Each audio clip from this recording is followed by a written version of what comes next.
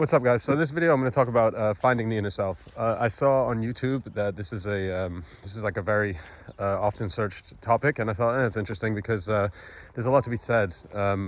And just based on the principle of that someone even asking the question, there's a lot that could be mentioned that might be useful, and also some different exercises which I've come across over the years, which help to get to this place as far as I see it. Okay, so we're talking about the inner self.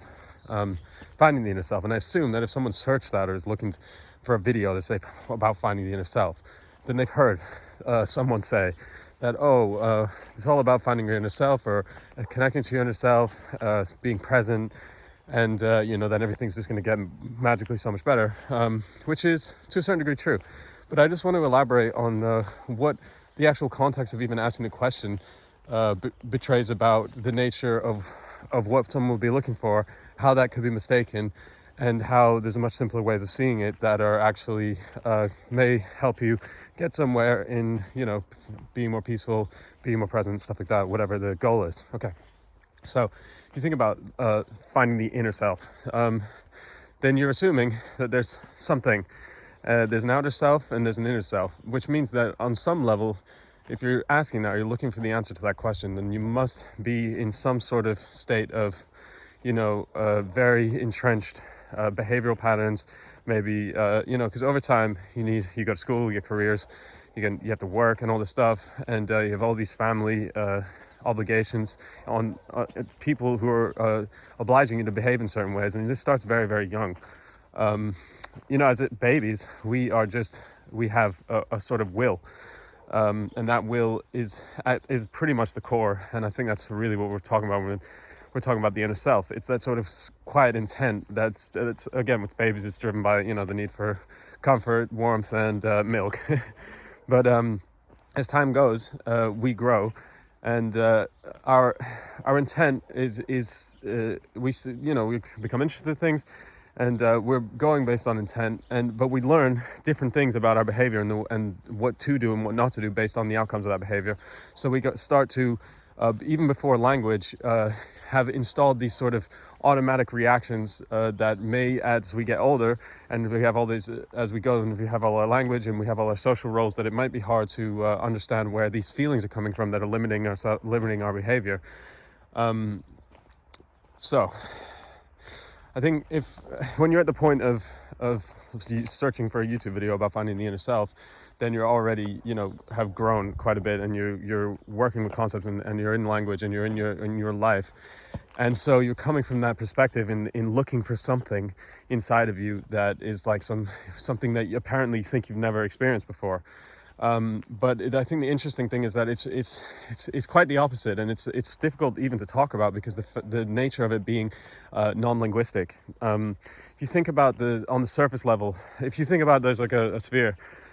On the surface level, you have language and descriptions and stuff because we use words to hear about things and analyze stuff that we haven't actually experienced, right? Or that we have experienced. So on the surface level, you've got like words and language. As you go deeper into your internal experience, at the very center core is preconceptual energy, basically, and as from the center to the edge of the sphere is gradations of different levels of coherence of descriptive information, different levels of feelings, different levels of capacity to comprehend that in a symbolic way. So if that's a little bit abstract, but what I'm getting at is that the inner self or the core self or whatever, because this is a trope, and it returns in all, well, at least from the spiritual practices I've studied, yes. Like in Taoism, there's they have a distinction between the Shushen and the whatever son, but it basically means there's two spirits. There's the intellectual spirit and there's the original spirit.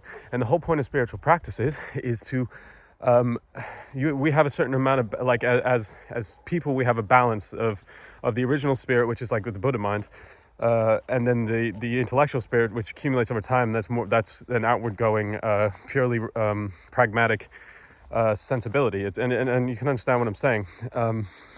The point being that when it comes to activating, accessing, or living from the inner self, or the sort of preconceptual, non-conceptual, energetic areas of our being. The interesting thing is that it requires. We hear about it in language, so we look in a symbolic way to try and find it, but it requires actually the opposite, that you approach it through non-symbolic means. And okay, so let me just get to some practices that you can do, things that because I assume that if someone's searching this and you're feeling like too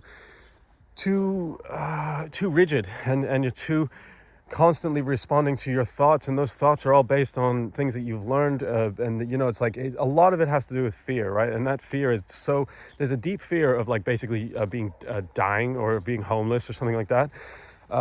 So we build up all these different behaviors that we do, to get our job, to do this, and our social circles and all this stuff, that we begin to have deep down. It's a fear, that the idea that if we don't do this, we're scared that we're going to lose something. We're scared that we're going to have no friends. We're scared that basically going to be abandoned and die.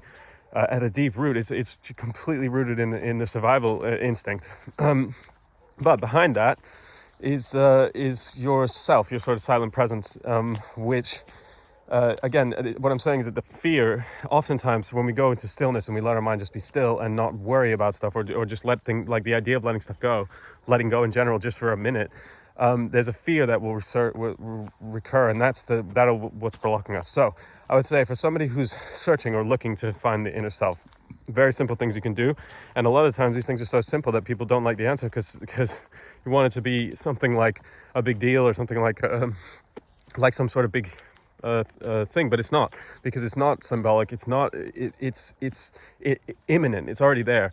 It's just a matter of shifting basically overcoming the fear of not doing whatever the stuff it is that you're compulsively doing, and then allowing just almost purposelessness to overtake you, even just for a short time. So practices, things you can do.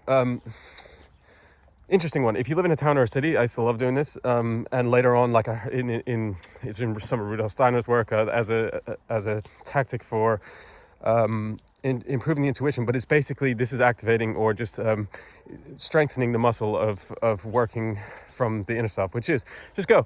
Like, if you, on a day off, if you have some time, like an hour or two, just go walking in a town, and just follow what you find interesting. Like, look at shops, go and look in places. Just go in there, no plan, no initial direction, just following the sort of very subtle, immediate impulse to pursue some interest. Okay, and just aimless. It's not but aimless. It's not aimless, completely aimless, like a total fucking moron. It's aimless, like in the sense of, I don't know what I'm exactly looking for, but I'm gonna follow what seems nice or interesting to me at the time.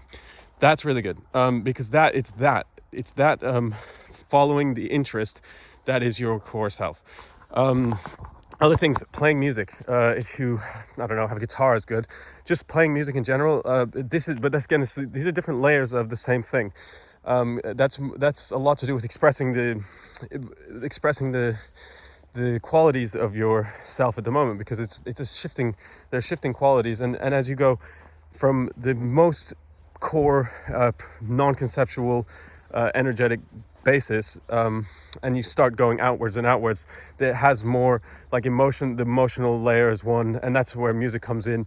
And then also very awesome is painting and drawing. But it doesn't need to be scribbles and doodles, but it doesn't need to be so, you don't need to know exactly what you're going to draw, but allow yourself to, it's like sort of a manifestation of what we call the unconscious.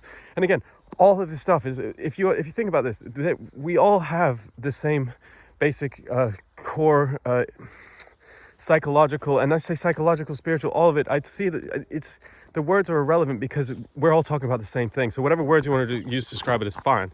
But when like anything that you'll see that's talking about sort of working with the unconscious and all that, these are all different layers of the inner self, right? And the major important thing is that it's non-conceptual. It's not something that you can prearrange how you're going to exercise it, but it has to do with following the sort of silent will that's in there. It's that sort of, I don't know exactly, but I'm gonna go and it's going on the feeling, following the intent, the pure intent of finding things that are interesting, of finding things that are positive. Same way with at a deep level, all of really the most important thing when it comes to, personal evolution is that intent, in the deep intent, which is not, again, it's not something you can like put in place with a thought. It's a way of focusing the drive in you, and focusing that towards being in a place of the most lightness and spontaneity, freedom and happiness. So that's the video for today about finding the inner self. If it was anything interesting, subscribe, leave a comment, shit like that. Hope you have a great day.